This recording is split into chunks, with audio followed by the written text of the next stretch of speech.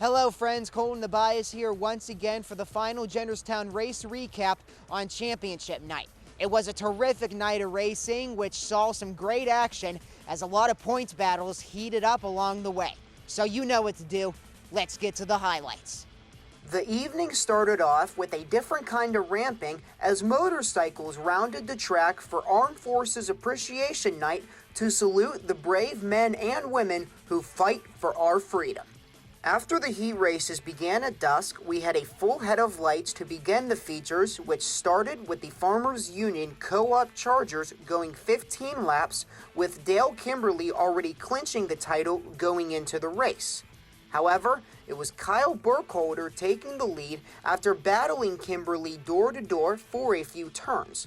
Burkholder's butterflies did grow when the number 20 of Aaron DeLeno spun out to bring out the caution with 7 laps to go.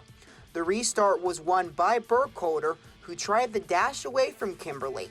However, like all season, Kimberly would not go down without a fight as he got into the rear fender of the 27 car in turn 3.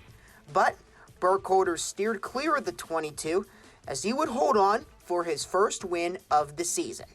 Now it's time for the Somerset Trust Fast and Furious 4s, with rookie Jeff Vassos already clinching the championship before the race. The battle started off with the 69 of Nate Valenti and the 3 of Steve Settle fighting for the lead down the backstretch. Then Jeff Vassos got a boost, taking second away from Valente, with Evan Nybert joining Vassos in third. While this was going on, the caution came out due to Michael Saylor's stalling on the backstretch. Now to the restart, with Nybert leading the way with Vassos, Settle, and Valente all beside him, looking to fight their way up front. Vassos and Settle were fighting for second as Nybert gained separation.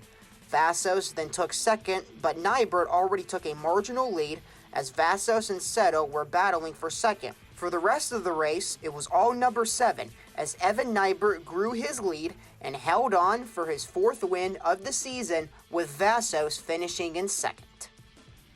On to the third feature, the Ron's Collision Center Street Stocks, as we got our first championship points battle of the night, with the 2 contenders being the 95 of Aaron Van Fleet and the 113 of Casey Flegel.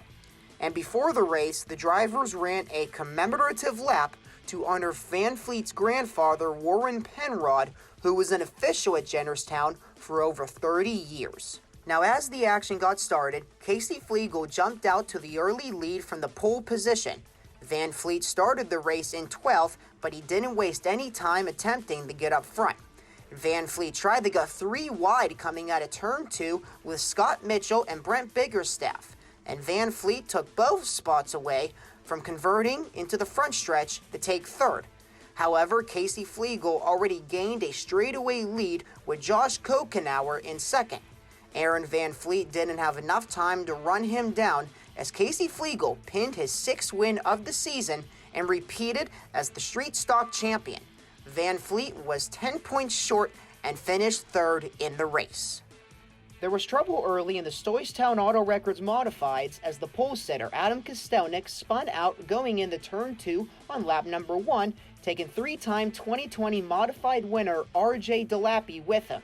Kostelnik was done for the night while Delappy entered the pits and returned to the race. Off to the restart, using the outside lane is John Fama with Tom Golick and Cindy Shawless behind them.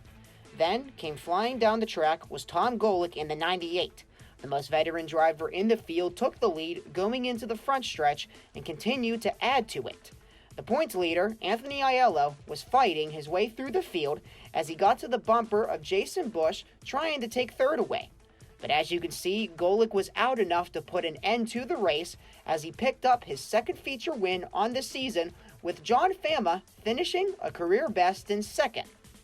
Last but not least, it was time for the final feature of the 2020 season, the Martellus Pharmacy Late Models, with Albert Francis, Barry Yachty, and defending feature champion Teddy Gabala all in contention for the championship.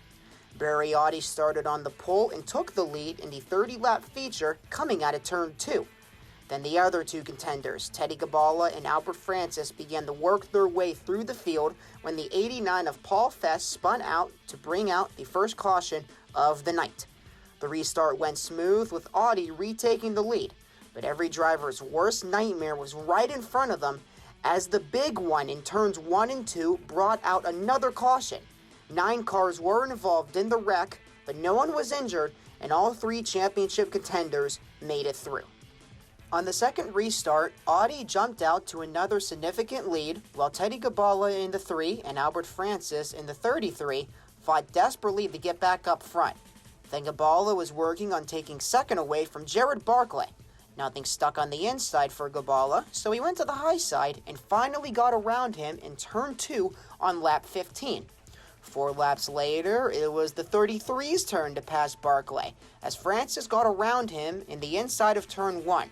However, Barry Audi continued to pile on to his lead, as he had about a front stretch lead over Gabala and Francis. All the second and third place cars could hope for is another caution, but it was too late, as the winningest driver in track history picked up his second win of the season.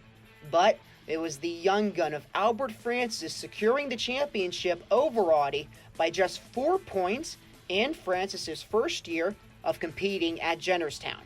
Gabala finished the point standings in third, only 7 points behind, as that caps off an end to a terrific season as Anthony Aiello, Albert Francis, Casey Flegel, Jet Vassos, and Dale Kimberly are your 2020 Jennerstown Speedway track champions.